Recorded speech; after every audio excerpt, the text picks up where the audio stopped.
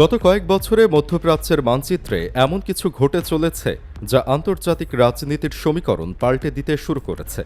Iran নামটা এখন আর শুধু তেল রপ্তানিকারী দেশ হিসেবে পরিচিত নয়, বরং প্রতিদিন সামরিক শিরোনামে জায়গা করে নিচ্ছে এই দেশটির নাম।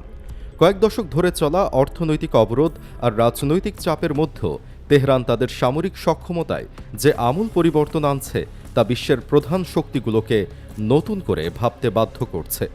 এই রূপান্তরের পেছনে রয়েছে একটি অদৃশ্য কিন্তু শক্তিশালী জোট। ইরান একা এই যুদ্ধে নামেনি, তাদের পাশে দাঁড়িয়েছে তিনটি দেশ যারা পশ্চিমা বিশ্বের কাছে সমানভাবে অস্বস্তির কারণ: চীন, রাশিয়া এবং উত্তর কোরিয়া। এই তিন দেশ মিলে ইরানকে এমন সব অত্যাধুনিক সামরিক প্রযুক্তি সরবরাহ করছে যা এতদিন শুধু পরাশক্তিগুলোর হাতেই সীমাবদ্ধ ছিল। কিন্তু এই জোটের আসল ভয়ঙ্কর দিক হল এদের মধ্যে প্রযুক্তি আদান প্রদানের গতি এবং গভীরতা, যা পশ্চিমা গোয়েন্দা সংস্থাগুলোর ধারণার চেয়েও অনেক বেশি এগিয়ে গেছে। চীন থেকে ইরানের কাছে যে অস্ত্র প্রযুক্তি আসছে তার মধ্যে সবচেয়ে আলোচিত এবং রহস্যময় হল লেজার ভিত্তিক অস্ত্র ব্যবস্থা। এই অস্ত্রের সবচেয়ে ভয়ঙ্কর দিক হল এর নীরবতা এবং অদৃশ্যতা। যখন কোনো ঐতিহ্যবাহী বন্দুক বা রকেট চালানো হয় তখন শব্দ হয়, ধোঁয়া বের হয়, শত্রুপক্ষ বুঝতে পারে আক্রমণ কোথা থেকে আসছে। কিন্তু লেজার অস্ত্রের ক্ষেত্রে সেই সুবিধা নেই। এটি সম্পূর্ণ নীরবে কাজ করে, কোনো ধোঁয়া বা শব্দ ছাড়াই লক্ষ্যবস্তুকে ধ্বংস করতে পারে। শত্রুপক্ষ বুঝে ওঠার আগেই তাদের ড্রোন আকাশ থেকে ঝরে পড়ে। বেজিংয়ের সামরিক প্রকৌশলীরা দাবি করছেন এই লেজার সিস্টেম এতটাই শক্তিশালী যে শুধু ড্রোন নয়, এমনকি যুদ্ধ বিমানের ইলেকট্রনিক সিস্টেমও পুড়িয়ে দিতে সক্ষম। কল্পনা করুন, একটি অত্যাধুনিক ফাইটার জেট আকাশে উঠছে, হঠাৎ করে তার সব ইলেকট্রনিক্স বিকল হয়ে গেল, পাইলট নিয়ন্ত্রণ হারিয়ে ফেলল। কোনো মিসাইল ছোড়া হয়নি, কোনো বিস্ফোরণ হয়নি, শুধু একটি অদৃশ্য রশ্মি মুহূর্তের মধ্যে লাখ লাখ ডলারের যুদ্ধ বিমানকে অকেচো করে দিল। ইরানের সরকারি সামরিক সংবাদ মাধ্যম সম্প্রতি নিশ্চিত করেছে যে এই লেজার অস্ত্র প্রযুক্তি তারা ইতিমধ্যে পরীক্ষামূলকভাবে মোতায়েন করতে শুরু করেছে। কোথায় কতটা পরিমাণে এই মারণাস্ত্র মোতায়েন করা হয়েছে সেটা অবশ্য গোপন রাখা হচ্ছে। চীনের আরেকটি বিস্ময়কর উদ্ভাবন যা ইরানের হাতে এসেছে তা হল কৃত্রিম বুদ্ধিমত্তা চালিত রোবোটিক। প্রথমবার এই চার পায়ের যন্ত্রগুলো দেখা গিয়েছিল 2023 সালে চীনের সামরিক মহড়ায়। তখন এগুলো সামনে দৌড়ে যাচ্ছিল এবং পেছনে সৈন্যরা অনুসরণ করছিল। দেখতে হয়তো কিছুটা হাস্যকর মনে হতে পারে, কিন্তু এই রোবোটিকগুলোর সামরিক ক্ষমতা মোটেও হাসির বিষয় নয়।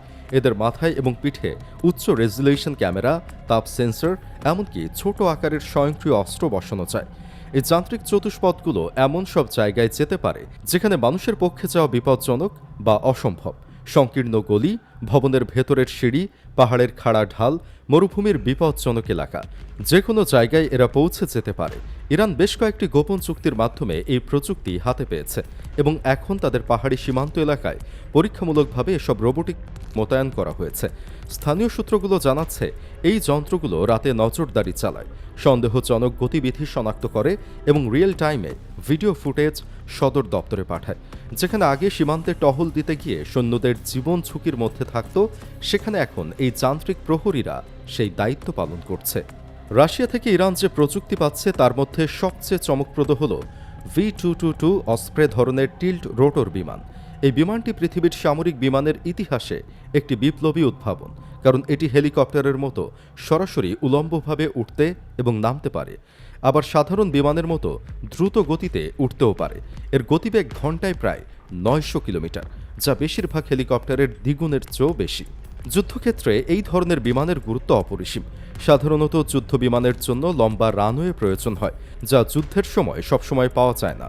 কিন্তু এই বিমান যে কোনো ছোট জায়গা থেকে উঠতে পারে এবং ভারী সামরিক সরঞ্জাম বহন করতে পারে। একসাথে 80 টন পর্যন্ত ওজন নিয়ে এই বিমান উঠতে পারে, মানে একেবারেই একটি ছোট সেনাদল তাদের অস্ত্রশস্ত্র, গোলাবারুদ এবং সাপোর্ট ইকুইপমেন্ট নিয়ে দূরবর্তী যুদ্ধক্ষেত্রে পৌঁছানো সম্ভব। 2025 সালের শুরুতেই ইরানের হাতে এই বিমান এসেছে এবং তেহরানের সামরিক প্যারেডে এই বিমানকে আকাশে টহল দিতে দেখা গেছে। সামরিক বিশ্লেষকরা বলছেন এর মানে হলো ইরান এখন তাদের বাহিনীকে অনেক দ্রুত যে কোনো জায়গায় মোতায়েন করতে পারবে। উত্তর কোরিয়ার সাথে ইরানের সম্পর্ক দীর্ঘদিনের এবং গভীর। দুই দেশই পশ্চিমা নিষেধাজ্ঞার শিকার, তাই স্বাভাবিকভাবেই তারা একে অপরের দিকে ঝুঁকছে। পিয়ংইয়ং থেকে ইরান হাতে পাচ্ছে DT-300 নামের একটি বিশেষ ধরনের আক্রমণাত্মক ড্রোন। এই ড্রোনটি আকারে ছোট হলেও এর ক্ষমতা বিস্ময়কর। এটি ভারী বিস্ফোরক বহন করতে পারে এবং একবার চার্জে 200 কিলোমিটার পর্যন্ত উঠতে পারে। ইরান নিজেই দীর্ঘদিন ধরে ড্রোন প্রযুক্তিতে কাজ করছে এবং তাদের শাহেদ 136 ড্রোন আন্তর্জাতিক মনোযোগ পেয়েছে। রাশিয়া ইউক্রেন যুদ্ধে এই ড্রোনের ব্যবহার দেখা গেছে এবং এর কার্যকারিতা প্রমাণিত হয়েছে।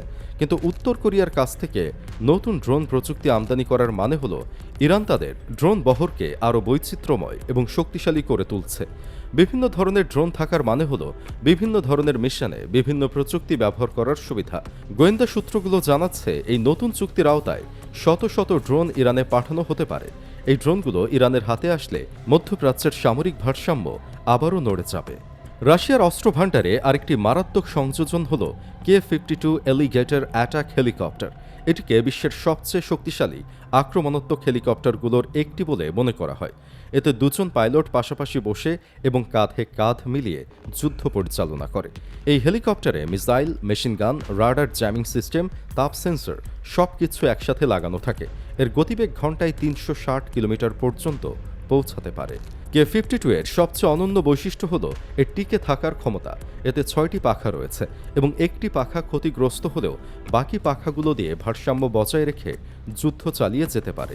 এটি পৃথিবীর একমাত্র হেলিকপ্টার যা বিমান থেকে বিমানে মিসাইল বহন করতে পারে এবং শত্রুপক্ষের যুদ্ধ বিমানকে আক্রমণ করতে পারে। সাধারণত হেলিকপ্টারকে বিমানের তুলনায় দুর্বল মনে করা হয়, কিন্তু K-52 সেই ধারণা ভাঙছে। ইরান এবং রাশিয়ার মধ্যে একটি নতুন সামরিক চুক্তির আওতায় এই মারাত্মক হেলিকপ্টার তেহরানের হাতে এসেছে মাত্র 2 মাস আগে। এখন ইরানের সেরা পাইলটদের রাশিয়ায় পাঠিয়ে বিশেষ প্রশিক্ষণ দেওয়া হচ্ছে।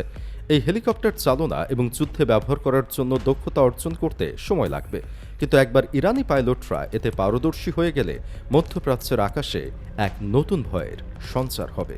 এইসব প্রযুক্তি ইরানের হাতে আসার পেছনে একটি বড় কৌশলগত পরিকল্পনা কাজ করছে।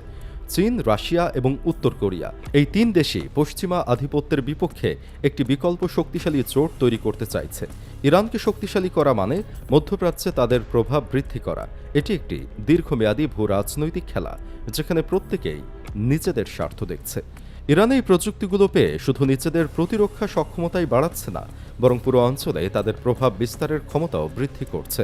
লেবানন, সিরিয়া, ইয়েমেন, ইরাক বিভিন্ন দেশে ইরানের মিত্র শক্তি রয়েছে এবং এসব নতুন প্রযুক্তি সেখানেও পৌঁছানোর সম্ভাবনা রয়েছে। এটি একটি নেটওয়ার্ক তৈরি করছে যা মধ্যপ্রাচ্যের ক্ষমতার ভারসাম্যকে নতুনভাবে সংজ্ঞায়িত করছে। সব মিলিয়ে বলা যায় ইরান গত কয়েক বছরে যে রূপান্তর ঘটিয়েছে তা শুধু সংখ্যাগত না, গুণগত। আগে তাদের শক্তি ছিল বিশাল জনসংখ্যা এবং ভৌগোলিক অবস্থানে। এখন সেই শক্তির সাথে যুক্ত হয়েছে অত্যাধুনিক প্রযুক্তি, লেজার অস্ত্র, রোবোটিক টিল্ট রোটর বিমান, আক্রমণাত্মক ড্রোন, মারাত্মক হেলিকপ্টার।